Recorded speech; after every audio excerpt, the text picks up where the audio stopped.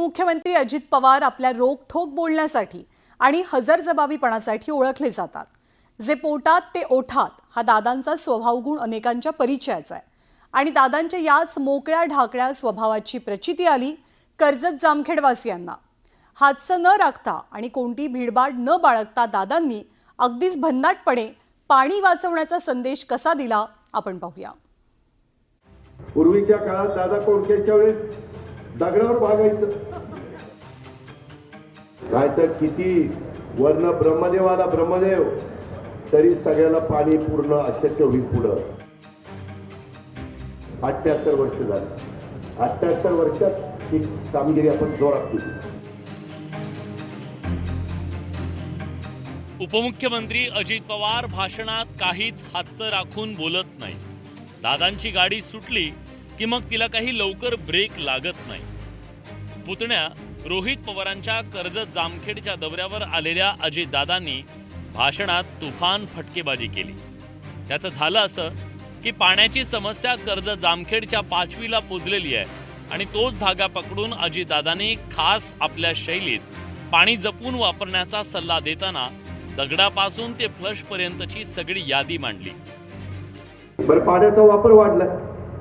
पूर्वीच्या काळात दादा कोणत्याच्या वेळेस दगडावर भागायचं, सकाळी सकाळी, नंतर टरबाळीवर भागायला लागलं। आता बाथरूमला गेले तरी फ्लश केला की 10 लिटर पाणी जातंय। खरं ते बोललं पाहिजे ना। कधी कधी लोक म्हणते यांनी काय काढलं, अरे खरे तेच सांगतो ना। त्यामुळं बाबांनो, आता पाण्याचा वापर आपल्याला जपून करावा लागेल। बरं, दादा केवळ एवढ्यावर थांबले नाहीत, त्यांनी वाढत्या लोकसंख्येवर सुद्धा सल्ला दिला।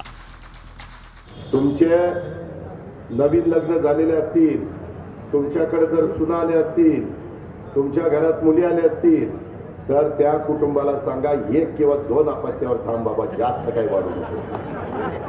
नाहीतर किती वर्ण ब्रह्मदेवाला ब्रह्मदेव तरी सगळ्याला पाणी पूर्ण अशक्य होईल। पुढं आता आपण चौपट झालोय।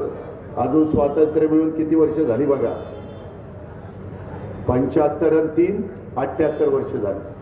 78 वर्षात ही कामगिरी आपण जोरात केली। एकीकडे कर्जत जामखेडमध्ये अजित पवारांची तुफान फटकेबाजी, तर पुण्याच्या बालेवाडीत अजित दादांचा चांगलाच पारा चढला।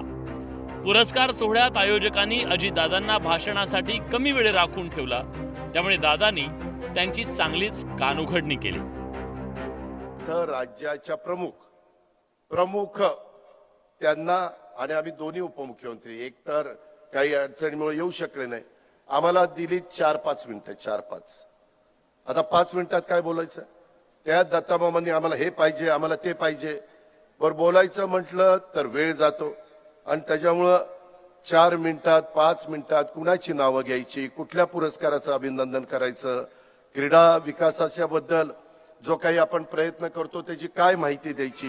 काही दिवसांपूर्वी मुंबईतल्या कार्यक्रमात अजित पवारांच्या भाषणाला कात्री लावण्यात आली, त्यामुळे अजित दादांच्या नाराजीची चर्चा रंगली। त्यावर पत्रकारांशी बोलताना अजित पवारांनी नर्म विनोदी शैलीत टोलेबाजी केली। त्याच्याबद्दल मी आणि एकनाथरावांनी आज ठरवलं, मी एकनाथराव आणि मुख्यमंत्र्यांनी, की इथून पुढं किती घाई गडबड असली तर 2-2 मिनिटं का होईना मी आणि एकनाथरावांनी बोलायचं ठरवलेलं आहे। त्याच्यामुळे तुम्हाला आता परत असा मुद्दा मिळणार नाही। अजित पवार हे रोखठोक आणि हजरजबाबी स्वभावासाठी ओळखले जातात, त्याची प्रचिती कर्जत जामखेड आणि बालेवाडीत दिसून आली हे नक्की। Bureau report, news 18 Lokmat.